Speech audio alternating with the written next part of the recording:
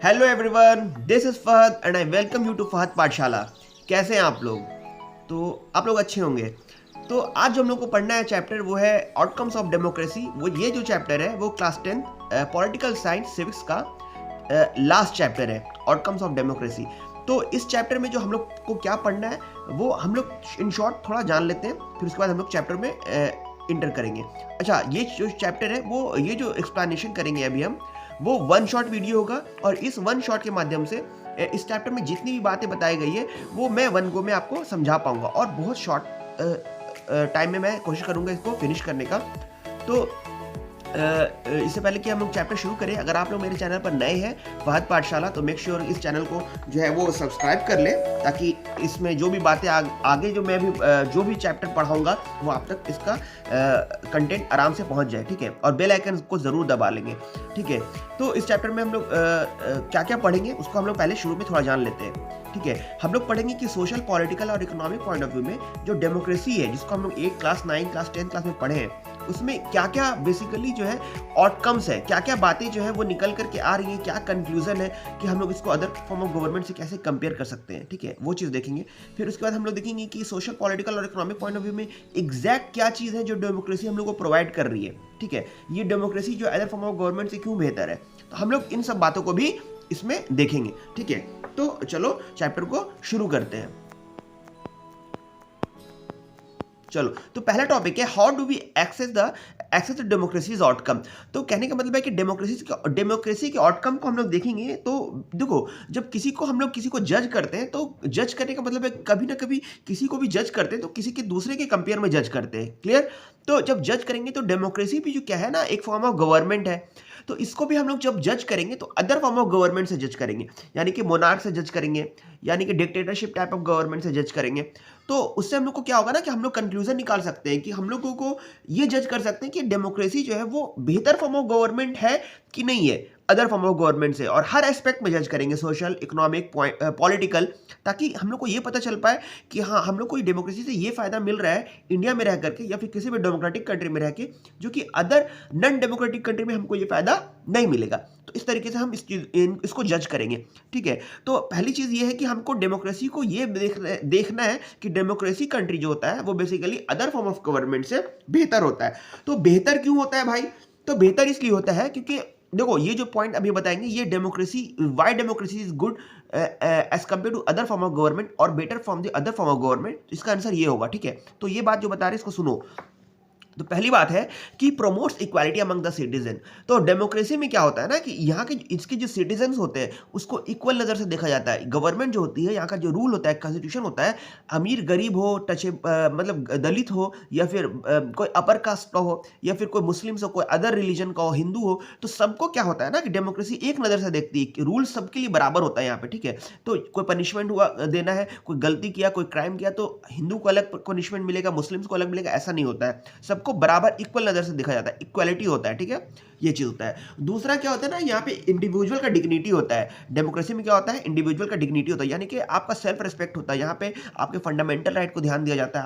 आपका जो भी फंडामेंटल राइट को कोई भी वायलेट करता है तो उसको देखा जाता है, चाहे आप अमीर हो, गरीब हो, या फिर कोई भी कास्ट से या कोई भी रिलीजन से आते हो, तो आपके इन फंडामेंटल राइट को देखा जाएगा, यानी कि आपको डिग्निटी, सेल्फ रिस्पेक्ट मिलेगा। ये चीज कहाँ मुमकिन है?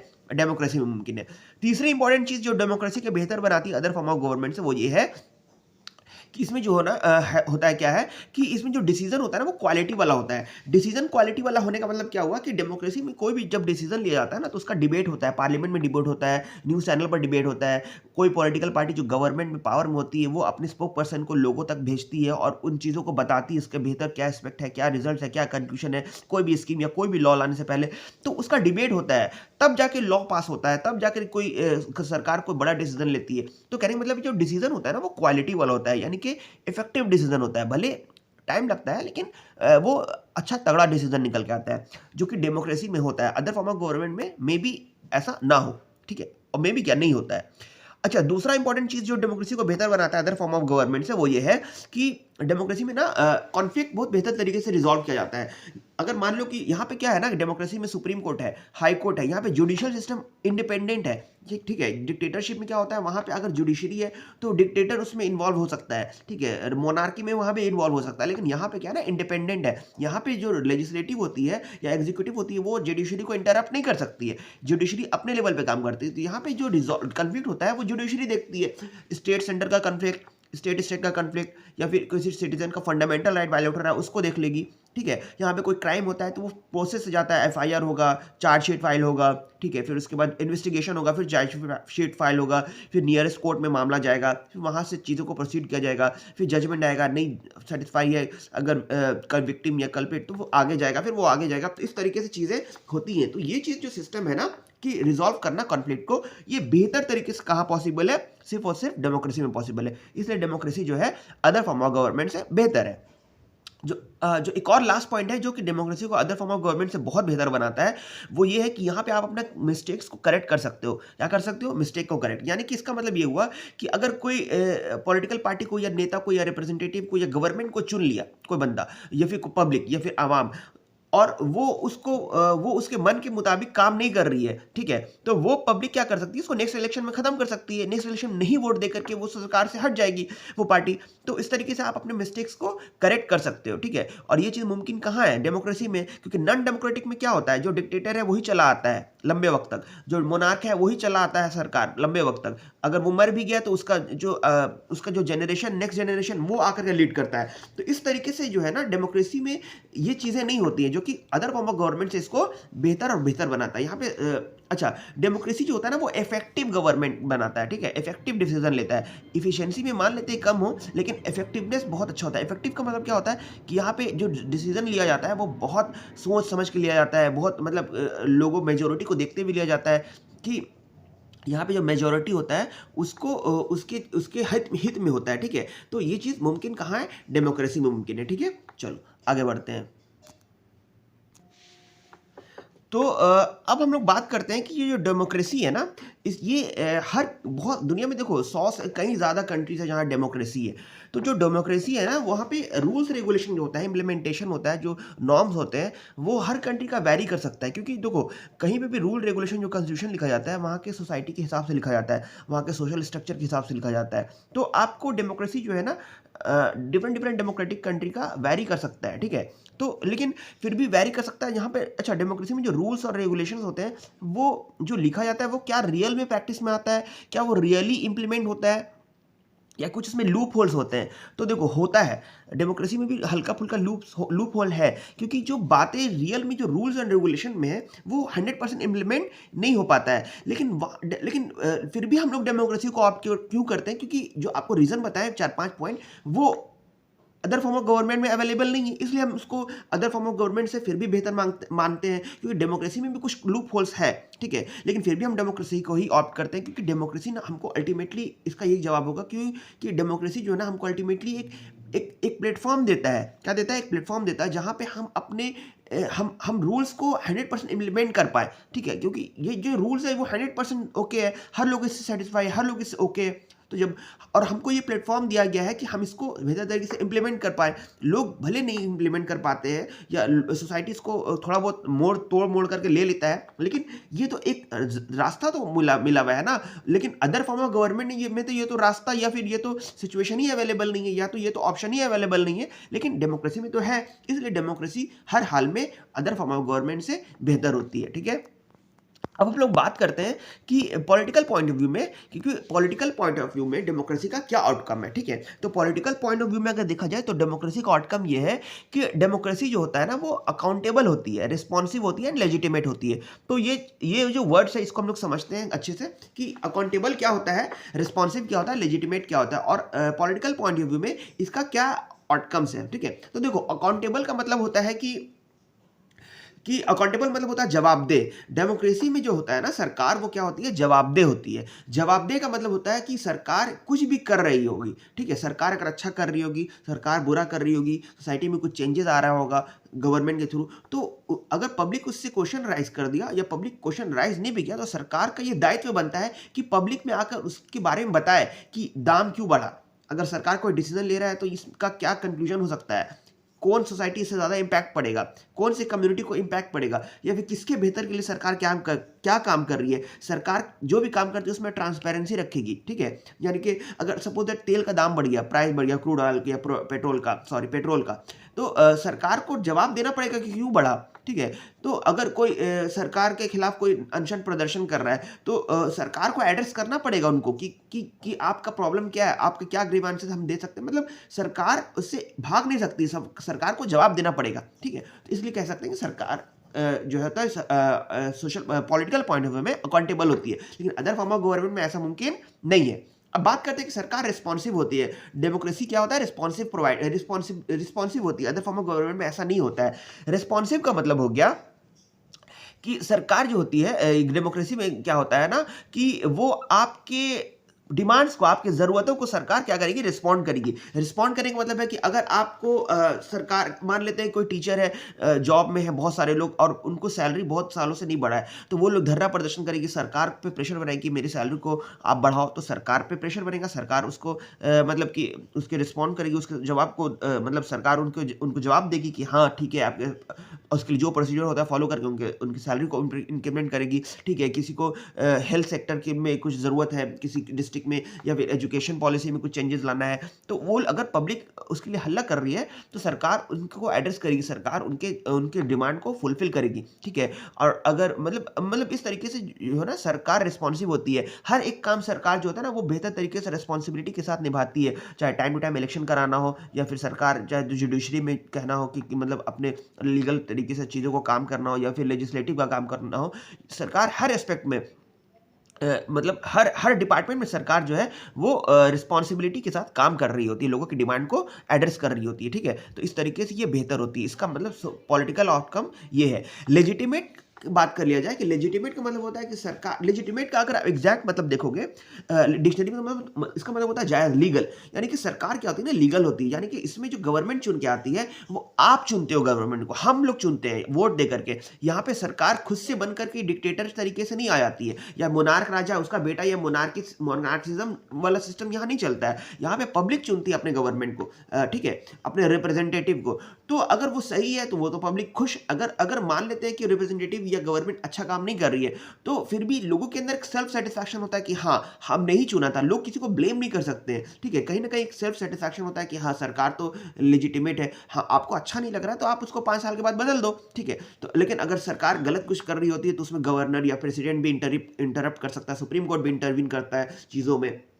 तो ये लेजिटिमेसी को, सरकार के लेजिटिमेसी को दिखाता है कि आपके द्वारा चुना हुआ सरकार है, और आप कहीं ना कहीं अंदर सेल्फ सेटिस्फाई होते हो कि मेरा द्वारा चुना हुआ है, अगर अच्छा कर रही है तो अच्छा, नहीं अच्छा कर रही है उसको चेंज कर देंगे। तो कहने का मतलब है सरकार लेजिटिमेट होती है। तो पॉलिटिकल आउटकम यही होता है कि सरकार अकाउंटेबल होती है, रेस्पॉन्सिबल होती है, लेजिटिमेट होती है। अब बात करते हैं आगे। ये जितने भी चीज़ स्केप आगे बढ़ रहे हैं, इन सब चीज़ों में वही चीज़ बताया गया है कि सरकार कैसे अकाउंटेबल, रिस्पॉन्सिव और लेजिटिमेट होती है, ठीक है। अब बात करते हैं हम लोग। तो जो नेक्स्ट है वो है इकोनॉमिक ग्रोथ एंड डेवलपमेंट। तो बेसिकली हम लोग क्या है ना, इकोनॉमिक पॉइंट ऑफ व्यू में बात करेंगे कि डेमोक्रेसी का क्या आउटकम होता है। तो देखो, इकोनॉमिक पॉइंट ऑफ व्यू में डेमोक्रेसी का क्या आउटकम होता है, इसके लिए पहले आपको ये समझना होगा कि जो डिफरेंट टाइप ऑफ गवर्नमेंट होता है ना, वो हर कंट्री का अपना एक सिचुएशन होता है, अपना एक सिनेरियो होता है। हर कंट्री का पॉलिटिकल रिलेशन अदर कंट्री से अलग होता है। हर कंट्री में एमएनसीज, डिफरेंट एमएनसीज आती है, कहीं नहीं आती है। हर कंट्री में जो है उनका पॉपुलेशन साइज अलग होता है। हर कंट्री अपने लेबर, अपने मैन पावर को अलग तरीके से स्किल डेवलप करवाती है। उनके अंदर, उनके देश में कैसे फॉरेन इन्वेस्टमेंट हो रहा है, एमएनसीज आ रही है कि नहीं आ रही है। तो इकोनॉमिक ग्रोथ जो डेवलपमेंट होता है वो बेसिकली इन सब चीज़ों का कल्मिनेशन होता है, और वो डिसाइड करता है कि आपके गवर्नमेंट या आपका जो देश है कितना इकोनॉमिक ग्रोथ करेगा, ठीक है। Along with type of government, these factors also play a major role in the economic development of your country. Clear? तो कहने का मतलब है, अब हम लोग बात करते हैं कि कंपेयर करते हैं कि जो डिक्टेटरशिप है, मोनार्की है, और ये डेमोक्रेसी है, उसमें इकोनॉमिक डेवलपमेंट कैसा होता है। तो देखो, जो डिक्टेटरशिप होता है ना, उसमें इकोनॉमिक डेवलपमेंट जो होता है ना, वो बेसिकली थोड़ा ज़्यादा होता है एज़ कम्पेयर टू डेमोक्रेसी, ठीक है, डेमोक्रेटिक कंट्री। क्यों? क्योंकि वहाँ पे जो डिसीजन होता है ना, वहाँ पर फास्ट डिसीजन होता है। वहाँ पे अगर इंफ्रास्ट्रक्चर का कुछ काम करना है, डेवलपमेंट का काम करना है, तो डिसीजन जो डिक्टेटर होता है वो तुरंत डिसीजन लेता है और उसको इम्प्लीमेंट करवा देता है। वो ये नहीं सोचता है कि वो जो डिसीजन ले रहे हैं, मान ले सपोज दैट कोई डिक्टेटर है, एक जगह डिक्टेटर है, एक जगह डेमोक्रेसी है। जो डिक्टेटर है वो मान लेते हैं कोई बहुत बड़ा फ्लाईओवर को बिल्ड करवाना चाह रहा है, लेकिन उस फ्लाईओवर को बनाने के लिए वहाँ पे का रोड काटना होगा, वहाँ पे का जंगल को हटाना होगा, वहाँ पे का जो नेचुरल लोग हैबिटेट बसा हुआ है उसको हटाना होगा। तो वो सोचेगी नहीं कि इनके ऊपर क्या असर पड़ेगा, वो हटवा देगी और फ्लाईओवर बनवा देगी, ठीक है। लेकिन जो डेमोक्रेसी में क्या होता है ना, कि अगर कोई इंफ्रास्ट्रक्चर का काम कर रहा है जिससे कि डेवलपमेंट, इकोनॉमिक ग्रोथ होगा, तो या फ्लाईओवर बना रहा है, तो डेमोक्रेसी में क्या होगा ना, गवर्नमेंट सोचेगी कि हम ये जो फ्लाईओवर बना रहे हैं, इकोनॉमिक डेवलपमेंट तो होगा, लेकिन मेरे जो बसे हुए लोग हैं उनका क्या होगा, ठीक है। उनको किस तरीके से रिहैबिलिटेट किया जाएगा, वहां पे जो हैबिटेट खत्म हो रहा है उसको कैसे देखा जाएगा, वहां पे जो जंगल कट रहा है उसको कैसे एड्रेस किया जाएगा।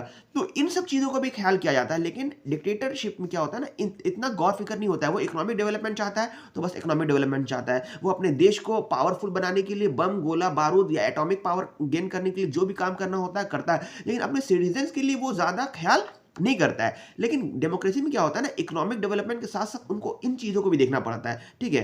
तो इसलिए हम कह सकते हैं कि इकोनॉमिक ग्रोथ थोड़ा डिक्टेटरशिप में ज्यादा होता है एज कंपेयर टू डेमोक्रेसी।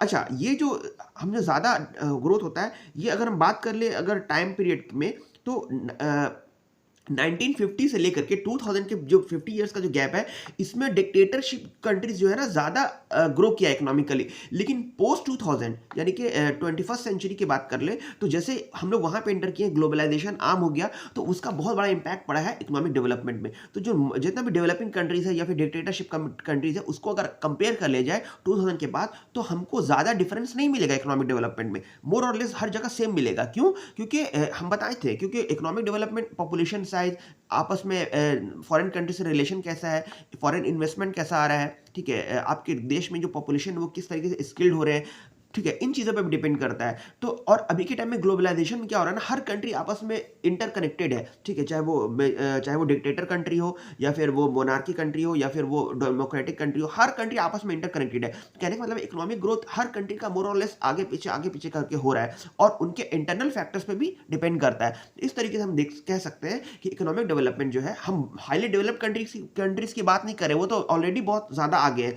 वहाँ पे अगर डेमोक्रेट, वहाँ पे आप देख लो तो डेमोक्रेसी है, यूके में, यूएस में, वो लोग बहुत डेवलप्ड कंट्रीज है, लेकिन वहाँ पे डेमोक्रेसी है। लेकिन अगर हम लो डेवलप्ड कंट्रीज का बात कर ले और डिक्टेटरशिप का बात कर ले, तो उसमें हम बात कर रहे हैं, तो उसमें क्या है ना कि इकोनॉमिक डेवलपमेंट मोर और लेस बराबर है, क्योंकि इन चीज़ों पे, अदर फैक्टर्स पे भी ये डिपेंड करता है, ठीक है। लेकिन 2000 से पहले की बात कर ले तो डिक्टेटरशिप में आपको इकोनॉमिक डेवलपमेंट ज़्यादा मिलेगा, ठीक है, क्योंकि डेमोक्रेसी होता है ना, वो अपने लोगों का भी ज़्यादा ख्याल करना पड़ता है, उनके इंडिविजुअल का भी ख्याल करना पड़ता है, ना कि सिर्फ इंफ्रास्ट्रक्चर और डेवलपमेंट और इकोनॉमिक ग्रोथ का। क्लियर हो गया? तो अब आगे बढ़ते हैं।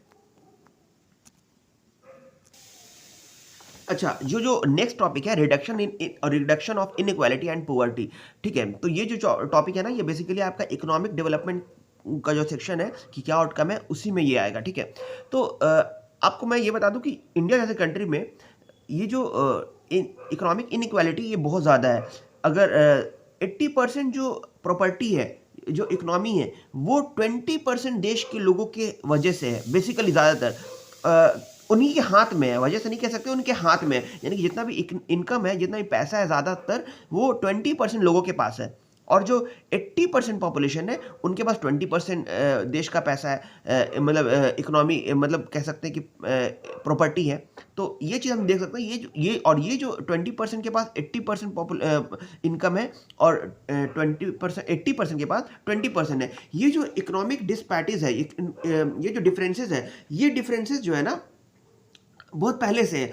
और ये जो डिफरेंसेस है, इसी को कम करने की बात गवर्नमेंट कहती है, और उसमें बहुत गवर्नमेंट हेल्प भी कर रही है लोगों को, ताकि ये जो डिफरेंसेस है कम हो। गवर्नमेंट बहुत सारा सब्सिडी प्रोवाइड कर रही है, गवर्नमेंट लो इनकम लोगों को, ठीक है, बिलो पॉवर्टी लाइन से लोगों को ऊपर लाने की गवर्नमेंट बहुत कोशिश कर रही है, डिफरेंट डिफरेंट स्कीम्स के तहत सब्सिडी देने का काम कर रही है गवर्नमेंट, ताकि ये जो डिफरेंसेस है धीरे धीरे करके कम हो। लेकिन डिक्टेटरशिप में क्या होगा ना, डिक्टेटरशिप में ये चीज़ मुमकिन नहीं है। जो गरीब है वो गरीब ही रह जाएगा, जो अमीर है वो अमीर रहेगा, ठीक है। गवर्नमेंट उसमें कुछ नहीं, उसका खास रोल होता है। लेकिन जो डेमोक्रेटिक कंट्री होती है, उसमें गवर्नमेंट को इन चीज़ों को पे ध्यान देना पड़ता है। गवर्नमेंट को ये इंश्योर करना पड़ता है कि उसके लोग भूखे नहीं रहे। गवर्नमेंट को ये इंश्योर करना पड़ता है कि लोग प्रॉपर स्कूल में जाएँ, गवर्नमेंट को ये इंश्योर करना पड़ता है कि लोगों का हेल्थ सही रहे। तो इन चीज़ों पे भी गवर्नमेंट बहुत वर्क करती है, ठीक है? लेकिन डिक्टेटरशिप में या फिर उधर कह लो आप मोनार्की में इन चीज़ों पे उतना डायमेंशन में काम नहीं होता है, ठीक है? तो ये चीज़ है। गवर्नमेंट जो है ना इस तरीके से काम करती है। गवर्नमेंट चाहती है कि वो जो अच्छा, ये जो इनकम लोगों का इनकम है उसको बेहतर से बेहतर करने की गवर्नमेंट कोशिश करती है, लेकिन इसका गारंटी नहीं दे सकती। गवर्नमेंट पॉलिटिकल एस्पेक्ट में गवर्नमेंट इक्वालिटी प्रोवाइड करती है, ठीक है, सोशल एस्पेक्ट में करती है कोशिश, लेकिन इकोनॉमिक पॉइंट ऑफ व्यू में गवर्नमेंट इंश्योर नहीं कर सकती, गारंटी नहीं दे सकती कि आपको इतना लेवल का इनकम आपको जनरेट करवा ही देगी, ठीक है? वो आपके पर्सनल स्किल्स पे डिपेंड करता है कि आपका हेल्थ कैसा है, आपका इनकम कैसा है, सॉरी, आपका हेल्थ कैसा है, आपका एजुकेशन कैसा है, आप कितने स्किल्ड हो, तभी तो आप ज़्यादा काम कर पाओगे, ज़्यादा आप इनकम जनरेट कर पाओगे, ठीक है? और आप देश के इकोनॉमी को भी ग्रोथ कर पाओगे। लेकिन गवर्नमेंट हेल्प कर सकती है, लेकिन गवर्नमेंट इसमें इंश्योर नहीं कर सकती है, ठीक है? तो ये जो है ना थोड़ा-सा ये चीज़ है। लेकिन गवर्नमेंट को जो है ना इकोनॉमिक पॉइंट ऑफ व्यू में और भी बाकी चीज़ों को देखना पड़ता है, लेकिन डिक्टेटरशिप में इन चीज़ों को नहीं देखना पड़ता है। तो इसलिए कह सकते हैं कि इकोनॉमिक पॉइंट ऑफ व्यू में आप इन चीज़ों को आप लेके कह सकते हो कि क्या आउटकम है इकोनॉमिक पॉइंट ऑफ व्यू में डेमोक्रेटिक फॉर्म ऑफ गवर्नमेंट में। तो रिडक्शन और ऑफ इनइक्वालिटी एंड पॉवर्टी वाले टॉपिक में क्या क्या आउटकम है, हम लोग ये देखें कि गवर्नमेंट जो है ना हम लोगों को पॉलिटिकल इक्वालिटी इंश्योर करती है, लेकिन इकोनॉमिक इक्वालिटी 100% इंश्योर गवर्नमेंट नहीं कर पाएगी, क्योंकि गवर्नमेंट को बहुत सारी चीज़ों को देखना पड़ता है, लेकिन फिर भी बहुत गवर्नमेंट अपने हद तक कोशिश करती है, ठीक है? आपको पॉलिटिकल इक्वालिटी में प्रमोट करती है, आपको हर एक को इंडिविजुअल को राइट होता है वोट देने का, लेकिन आपको गवर्नमेंट इंश्योर नहीं कर सकती कि आपका इनकम इतना होगा ही होगा, क्योंकि वो बहुत सारी चीज़ों पे डिपेंड करता है, हेल्थ पे, एजुकेशन पे, ठीक है, आपके आपके ओवरऑल डेवलपमेंट पे, स्किल्स पे। तो इस लेकिन गवर्नमेंट हर एस्पेक्ट पे कोशिश ज़रूर करती है कि आपको उस लायक बनाया जाए, ताकि गवर्नमेंट भी चाहती है कि ये जो इकोनॉमिक डिफरेंसेस है, ठीक है, उसको कम करने का, ठीक है? तो ये आउटकम है, ठीक है, इस टॉपिक का। अब आगे बढ़ते हैं। अब हम लोग देखते हैं कि सोशल आउटकम क्या है गवर्नमेंट का, सॉरी, डेमोक्रेसी का। तो जो सोशल आउटकम है, तो एकोमोडेशन ऑफ सोशल डाइवर्सिटी। तो इस टॉपिक में हम लोग क्या देखेंगे कि गवर्नमेंट जो है ना, वो गवर्नमेंट हमेशा चाहती है डेमोक्रेसी में कि यहाँ के जो लोग हैं, यहाँ के जो लोग हैं आपस में मिलजुल करके रहें। और ये डेमोक्रेसी का ये खूबसूरती भी है, क्योंकि डेमोक्रेसी में क्या होता है, इंडिया जैसा कंट्री में डेमोक्रेसी में, कि हिंदू, मुस्लिम, सिख, अदर रिलीजन, बौद्ध, सिख, बाकी अदर रिलीजन के भी लोग सब एक साथ रहते हैं। यानी कि सारे लोग में बहुत सारे डिफरेंसेस है, लेकिन फिर भी वो लोग एक दूसरे का एक्सेप्ट करके एक साथ रहते हैं। यही डेमोक्रेसी में सोशल एकोमोडेशन की बात करता है। यही डेमोक्रेसी की खूबसूरती भी है, ठीक है, कि different different religion, different differences के साथ लोग आपस में एक साथ उनके डिफरेंसेस को एक्सेप्ट करके एक साथ लोग रह रहे हैं। यही डेमोक्रेसी है, ठीक है? तो इसकी बात डेमोक्रेसी करती है, ठीक है? और ये चीज़ मुमकिन सिर्फ और सिर्फ डेमोक्रेसी में ही। अदर फॉर्म ऑफ गवर्नमेंट में क्या होता है ना, जैसे कोई इस्लामिक स्टेट्स है, वहाँ पे का जो रूल रेगुलेशन होता है ना, बेसिकली वहाँ के जो इस्लामिक कंटेंट कंसेप्ट के हिसाब से रूल रेगुलेशन होगा। और वहाँ के जो नॉन मुस्लिम्स होंगे, उनको वहाँ का रिचुअल्स को अगर नहीं मानना है, तो वो खुल के नहीं बोल सकते कि मैं नहीं मानता हूँ, ठीक है? और उनको अपना जो भी रिलीजियस जो भी काम करना है, वो उसको कह सकते हैं कि आप उसको ओपनली नहीं कर सकते हैं, ठीक है? लेकिन इंडिया जैसे कंट्री में क्या है कि आप अपने डिफरेंसेस के साथ एक दूसरे को एक्सेप्ट करके एक साथ रह सकते हैं, जो कि डेमोक्रेसी को सोशल पॉइंट ऑफ व्यू में और मजबूत बनाता है। और ये सिर्फ और सिर्फ डेमोक्रेसी में मुमकिन है, ठीक है? तो ये एकोमोडेशन सोशल डाइवर्सिटी का मतलब ये है। और इसका आउटकम क्या है, तो हम लोग देखते हैं आगे।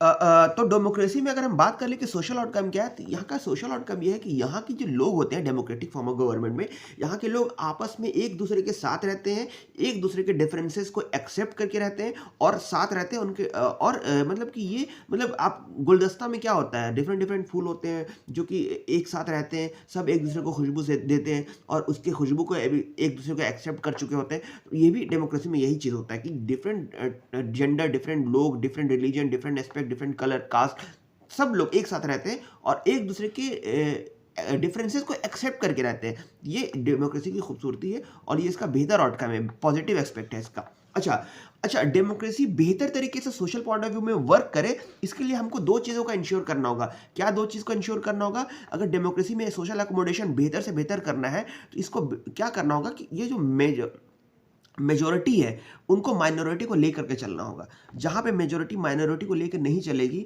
तो वहाँ पे क्या होगा ना, डेमोक्रेसी में सोशल अकोमोडेशन बेहतर तरीके से वर्क नहीं कर पाएगा और ये सोशल पॉइंट ऑफ व्यू से, सोशल पॉइंट ऑफ व्यू में डेमोक्रेसी का आउटकम अच्छा नहीं निकलेगा। ठीक है, तो पहला चीज़ क्या है कि जो मेजोरिटी है should work with minority, should join hand and take them together in the to run the country. ठीक है, तो बेसिकली मेजोरिटी को माइनॉरिटी को साथ लेकर के चलना होगा और उनको आपस में लेकर के चलना होगा और उनको भी डेवलपमेंट के हर एस्पेक्ट में उनका भी भागीदारी को सुनिश्चित करना पड़ेगा। ठीक है, तो ये चीज़ हो गया कि सोशल पॉइंट ऑफ व्यू में कैसे डेमोक्रेसी को और मजबूत बनाया जाएगा। ठीक है, मेजॉरिटी को माइनॉरिटी के साथ लेके चलना होगा। और दूसरा इंपॉर्टेंट चीज़ और है जो कि सोशल अकोमोडेशन को डेमोक्रेटिक पॉइंट ऑफ व्यू में, डेमोक्रेसी में सोशल पॉइंट ऑफ व्यू में बेहतर करता है, वो ये है कि जो रूल्स और रेगुलेशन बनता है डेमोक्रेटिक फॉर्म ऑफ गवर्नमेंट में, वो मेजॉरिटी के हिसाब से बनता है। ठीक है, मेजोरिटी के हिसाब से बनता है और वो जो मेजोरिटी का कंसेप्ट है वो किसी रिलीजन, किसी जेंडर, किसी कास्ट को देखते हुए ना रहे। बात समझ में आ रही है? वो जो बने वो ओपिनियन के हिसाब से बने, यानी कि डेवलपमेंट पे बने, वो एजुकेशन पे बने, वो मतलब एक ऐसा ओपिनियन पे बने जो प्रोग्रेसिव हो, वो डेवलपमेंट के लिए हो। ठीक है, वो एक रूल्स रेगुलेशन इम्प्लीमेंटेशन जो हो वो इसलिए नहीं बने कि लोग किसी पर्टिकुलर रिलीजन को डिमोट करने के लिए या पर्टिकुलर जेंडर को डिमोट करने के लिए या पर्टिकुलर कम्युनिटी को डिमोट करने के लिए।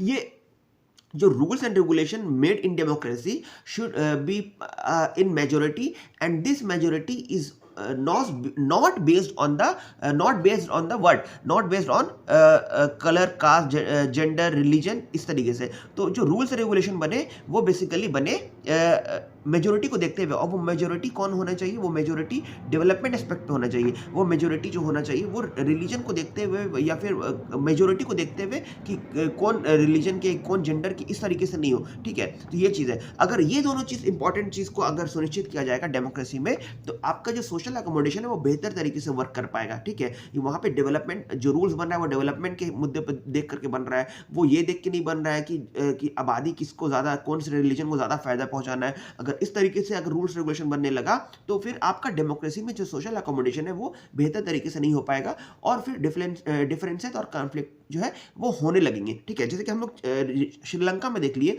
कि श्रीलंका में जो भी रूल्स रेगुलेशन बनता था वो सिन्हाले को प्रमोट करने के लिए बनता था। सिन्हाले जो क्लास के लोग होते थे उन लोगों के हिसाब से बनता था। ठीक है, जो वहाँ के तमिल थे वहाँ के उन लोगों को एक तरीके से उन लोगों को तरजीह नहीं दिया जाता, उन लोगों के फेवरेबल में नहीं होता था। तो वहाँ पे जो रूल्स रेगुलेशन होता था वो majority on the majority country में के लोगों को देखते हुए बनता था और वो जो मेजोरिटी होता था वो डेवलपमेंट एस्पेक्ट के मेजोरिटी नहीं होता था। वो जो मेजोरिटी होता था वो सिन्हाले लोग को देख के बनता था और उन लोगों के फायदे को देख के वो बनता था। लेकिन इंडिया जैसे डेमोक्रेसी में क्या होता है कि यहाँ पे जो रूल्स रेगुलेशन बनता है, ये रूल्स रेगुलेशन किसी पर्टिकुलर कम्युनिटी सेक्शन को देखते हुए नहीं बनता है, वो ओपिनियन के हिसाब से वो मेजोरिटी होता है। ठीक है, तो यहाँ पे ये दोनों चीज़ सुनिश्चित रहेगा डेमोक्रेसी में कि majority should take hand and work together with the minority, and the rules of implementation made in a democratic country should be based on majority, and this majority depend on should defined by the not defined by the religion, caste, color, creed। ठीक है, तो इस तरीके से आप social accommodation को बेहतर तरीके से सुनिश्चित कर पाएंगे। अब जो लास्ट टॉपिक है वो dignity and freedom of the citizens की बात कर ले। तो देखो social political economic point of view में क्या आउटकम है वो हम लोग देख लिए। अब dignity and freedom of the citizens के बारे में बात कर ले। देखो उसमें थोड़ा सा लूप होल हो सकता है, मे बी नॉट, लेकिन dignity and freedom of the citizen में अगर बात कर ले तो इसमें जो है ना डेमोक्रेसी बहुत ज़्यादा मतलब सेंसिटिव है, क्योंकि डेमोक्रेसी का डेफिनेशन ही होता है to the people, for the people, by the people. तो एक इंडिविजुअल के लिए ये सारे कानून को इंप्लीमेंट किया जाता है, इंडिविजुअल को फायदा पहुंचाने के लिए किया जाता है, कम्युनिटी को, लेकिन एक इंडिविजुअल को खास तौर पे ध्यान रख कर किया जाता है। तो कहने का मतलब है कि यहाँ पे जो सेल्फ रिस्पेक्ट होता है, जो सेल्फ फंडामेंटल राइट्स होता है, वो एक इंडिविजुअल का बहुत मायने रखता है। ठीक है, इसीलिए फंडामेंटल राइट को अगर वायलेशन होता है तो लोग डायरेक्ट सुप्रीम कोर्ट भी जा सकते हैं। ठीक है, तो इस तरीके से आपका यहाँ पे जो डिग्निटी है, फ्रीडम ऑफ द सिटीजन्स है, ये डेमोक्रेटिक फॉर्म ऑफ गवर्नमेंट में बहुत ज़्यादा तरजीह दिया जाता है, इंपॉर्टेंस दिया जाता है। ठीक है, तो ये चीज़ है। तो यहाँ पे जैसे कि हम बात कर ले, अगर वोमेन है, ठीक है, वोमेन है तो वोमेन के साथ अगर भेदभाव हो रहा है, ठीक है, सोसाइटी में, तो वो आवाज़ उठाएगी तो उसके आवाज़ को केयर किया जाएगा। वो डिफरेंट ऑर्गेनाइजेशन डिफरेंट ऑर्गेनाइजेशन जो है उसके लिए काम करेगी, जो वुमेन को हक दिलाने के लिए आगे आएगा, ठीक है। जैसे कि पूरे वर्ल्ड क्या है, मेल डोमिनेंट सोसाइटी था पहले, अब धीरे धीरे करके चेंजेस आ रहा है। तो डेमोक्रेसी में क्या होता है ना कि जेंडर को नहीं देखा जाता है कौन सा जेंडर है, हर एक जेंडर को इक्वल ट्रीटमेंट मिलता है, ठीक है। हर एक कैटेगरी को इक्वल ट्रीटमेंट मिलता है, चाहे आप दलित क्लास के हो या फिर ब्राह्मण क्लास के हो, सबको ऊपर लाने की कोशिश की जाती है, सबको बराबर लाने की कोशिश किया जाता है। तो यहाँ पे ना हर इंडिविजुअल के राइट्स का बहुत ज़्यादा ख्याल किया जाता है। लेकिन अदर फॉर्म ऑफ गवर्नमेंट में क्या होता है ना कि वहाँ पे आपके डिग्निटी को फ्रीडम उतना मिलेगा नहीं। क्यों? क्योंकि वहाँ पे क्या होता है, अगर आपके साथ कुछ गलत हो रहा है, मतलब आपके सेल्फ रिस्पेक्ट को हार्म पहुँच रहा है, ठीक है, आप कुछ चाहते हो वो चीज़ नहीं हो रहा है, तो आप इस चीज़ की गारंटी वो नहीं देता है कि आपको डिग्निटी आपको प्रोवाइड किया जाएगा। क्योंकि इसके ऊपर जो रूल्स बनता है वो बना है इंडिया जैसा कंट्री यानी डेमोक्रेटिक फॉर्म ऑफ गवर्नमेंट में। आपके साथ अगर वायलेशन हो रहा है किसी चीज़ का, तो आप आवाज़ उठा सकते हो, आपको एक प्लेटफॉर्म मिला हुआ है कि आप उसके लिए आवाज़ उठा सकते हो और आपको वो मिलेगा, ठीक है। लेकिन अदर फॉर्म ऑफ गवर्नमेंट में आपके सेल्फ रिस्पेक्ट, डिग्निटी के बारे में कोई उतना खास रूल्स रेगुलेशन नहीं होता है, जो कि फ्रीडम ऑफ सिटीजन्स और डिग्निटी के मामले में डेमोक्रेसी जो है बेहतर काम करती है और सुनिश्चित करता है कि डिग्निटी और फ्रीडम ऑफ सिटीजन जो है वो बेहतर तरीके से इंश्योर हो पाए, ठीक है। आगे बढ़ते हैं, ये इसमें यही सारी बात को बताया गया है, ठीक है। शॉर्ट में मैं आपको बता दिया। अच्छा, आगे कहाँ गया? हाँ, एक चीज़ और यहाँ पे बताया गया है कि जो डेमोक्रेसी होता है ना, वो डेमोक्रेसी के पास बहुत सारे चैलेंजेस अब भी हैं। क्या चैलेंजेस है कि डेमोक्रेसी को जो है ना आए दिन चैलेंज फेस करना पड़ता है, क्योंकि डेमोक्रेसी एक ऐसा गवर्नमेंट होता है जो लोगों के आकांक्षाओं को पूरा करता है, लोगों के डिमांड को पूरा करता है, लोगों की ज़रूरत को पूरा करता है, लोगों के सेल्फ रिस्पेक्ट, डिग्निटी का ख्याल करता है। और ये इसका कोई सीमा नहीं होता है, लोगों की आकांक्षाओं का को तो सीमा नहीं होता है। और डेमोक्रेसी क्या करता है, उनके हर आकांक्षाओं को फुलफिल करने की कोशिश करता है, उनके हर डिमांड को फुलफिल करने की कोशिश करता है, ठीक है। सेल्फ रिस्पेक्ट किसी का हार्म हो रहा है उसको ठीक करने की कोशिश करता है, ठीक है। और डेमोक्रेसी में क्या होता है ना, लोगों का डिमांड बढ़ता है और लोग डेमोक्रेटिक फॉर्म ऑफ गवर्नमेंट जो है क्या आता है, उसको फुलफिल करने की काम करता है, ठीक है। और अगर उसमें कोई गलत तरीके से सरकार चल रही है, तो फिर उसके लूप होल को भी ठीक करने का मैकेनिज्म डेमोक्रेसी में मुमकिन है। तो डेमोक्रेसी को आए दिन कुछ ना कुछ चैलेंजेस फेस करना पड़ता है। अच्छा, ये चीज़ बेहतर है, लोग अगर आवाज़ उठा रहे हैं, डेमोक्रेसी में कुछ गड़बड़ हो रहा है, लोगों को डिमांड और चाहिए, कुछ और बेहतर चाहिए, अगर लोग आवाज़ उठा रहे हैं, तो ये डेमोक्रेसी को और क्या कर रहा है, मजबूत कर रहा है, ठीक है। तो जितना लोग डेमोक्रेसी फॉर्म ऑफ गवर्नमेंट में आवाज़ उठाएंगे, खड़े होंगे, एक साथ आएंगे, लोग गवर्नमेंट के प्रति जागरूक होकर गवर्नमेंट से आवाज़ उठाएंगे, गवर्नमेंट के खिलाफ आवाज़ उठा करके गवर्नमेंट से बेहतर काम करने के लिए बोलेंगे, गवर्नमेंट में प्रेशर डालेंगे, तो ये डेमोक्रेसी को और क्या करता है, मजबूत करता है। तो डेमोक्रेसी जो है ना और मजबूत होगा। डेमोक्रेसी क्या है, डेमोक्रेसी बहुत वाइड रेंज का चीज़ है, ठीक है। इसमें लोगों के हर एक आकांक्षाओं को पूरा करने की बात कही गई है। इस तरीके से हर एक रूल्स रेगुलेशन इंप्लीमेंट किया गया है ताकि लोगों के हर एक ज़रूरत को देखा जाए और किसी चीज़ को इग्नोर नहीं किया जाए, ठीक है। तो इस तरीके से जो है डेमोक्रेसी जो है अदर फॉर्म ऑफ गवर्नमेंट से बेहतर है और इसका सोशल, पॉलिटिकल, इकोनॉमिक हर आउटकम जो है अदर फॉर्म ऑफ गवर्नमेंट में कहीं ना कहीं बेहतर है, ठीक है। तो ये चैप्टर अब जो है फिनिश हो गया है। आई होप आप इस चैप्टर को बेहतर तरीके से एंजॉय किए होंगे, अच्छे से समझे होंगे। अगर इस चैप्टर को आपको समझने में थोड़ा भी प्रॉब्लम हुआ है, तो इस वीडियो लेक्चर को 2 बार 3 बार आप देखो और आपको ये चैप्टर बहुत बेहतर तरीके से समझ में आएगा। I hope I work hard for to make this chapter understand, ठीक है। Thank you for watching, please subscribe my YouTube channel Pathshala. Thank you.